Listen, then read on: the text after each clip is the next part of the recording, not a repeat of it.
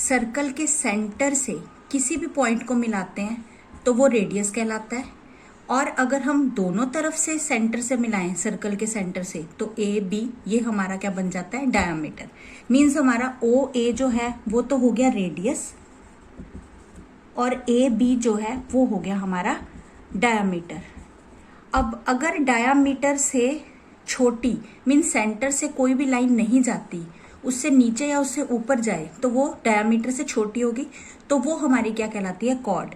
तो C D जो है वो हमारी क्या हो जाएगी, कॉर्ड हो जाएगी। तो देखिए इसमें हमारा एक सेंटर ओ होता है और अगर हम एक कॉर्ड ए बी लें तो इससे दूसरी साइड पे जो एंगल बनते हैं, हम यहाँ पे एक कॉर्ड लेते हैं, यहाँ पे एक एंगल और दूसरा एंगल, यहाँ पर इस एक साइड पर जितने भी एंगल बनेंगे सी और डी, इनकी जो मेजरमेंट होती है वो इक्वल होती है। मीन्स अगर ये 30 डिग्री है तो ये भी 30 डिग्री होगा। दूसरा पॉइंट, अगर हमारे पास एक सर्कल है और एक डायमीटर गिवन है, मीन्स ये सर्कल को दो इक्वल पार्ट सेमी सर्कल्स में डिवाइड कर रहा है, तो ये एंगल हमेशा क्या होता है, 90 डिग्री का होता है। हमेशा ये इसका एंगल जो है इस साइड हो चाहे इस साइड हो, वो हमेशा क्या बनेगा, राइट एंगल बनेगा, 90 डिग्री का बनेगा। तीसरा पॉइंट है कि अगर हमारे पास एक सर्कल दिया हुआ है और उसमें एक क्वाड्रिलेटरल बन रहा है ए बी सी डी, तो angle A plus angle C 180 होगा और angle B plus angle D 180 होगा। नेक्स्ट है, अगर हमें एक सर्कल के सेंटर ओ के बाहर एक एक्सटीरियर पॉइंट सपोज पी दे रखा है, तो यहां से जो दो टेंजेंट्स बनेंगी उनकी जो लेंथ होती है वो हमेशा इक्वल होती है। ये टी है और ये आर है, तो पी टी की लेंथ पी आर के हमेशा इक्वल होगी। और साथ ही साथ अगर इसको हम रेडियस से ज्वाइन करें यानी सेंटर से ओ से ज्वाइन करें तो ये हमेशा राइट एंगल ट्रायंगल बनाएगा। मीन्स ये ओ है तो ओ टी जो है वो परपेंडिकुलर होगा पी टी के और ओ आर जो है वो परपेंडिकुलर होगा पी आर के, और ये हमेशा राइट एंगल ट्रायंगल बनाएंगे। ये इसकी एक प्रॉपर्टी है।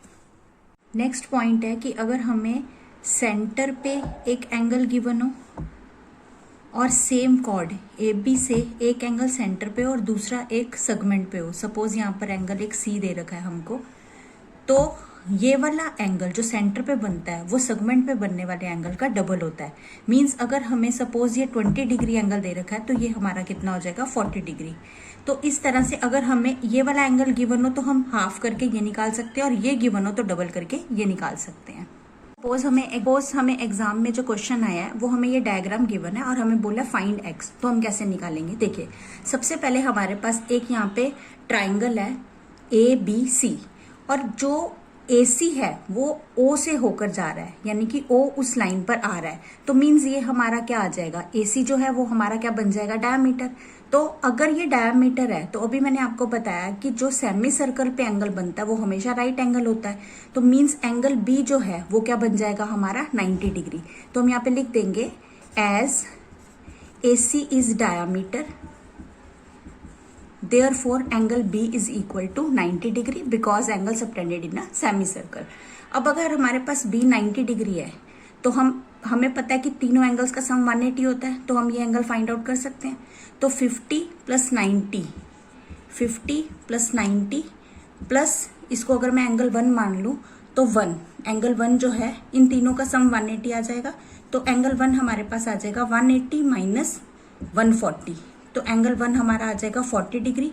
ठीक है, तो अगर ये हमारा 40 डिग्री है तो OA जो है वो 80 पर परपेंडिकुलर है, क्योंकि हमेशा रेडियस और टेंजेंट जो होते हैं वो एक दूसरे पर परपेंडिकुलर होते हैं। तो हम यहाँ पे लिख सकते हैं OA is perpendicular to 80, therefore angle 40 plus x is equal to 90 degree, क्योंकि जब परपेंडिकुलर होते हैं तो दोनों का सम 90 होगा, तो इज इक्वल टू 90 माइनस 40, तो x की वैल्यू क्या आ गई हमारे पास, 50।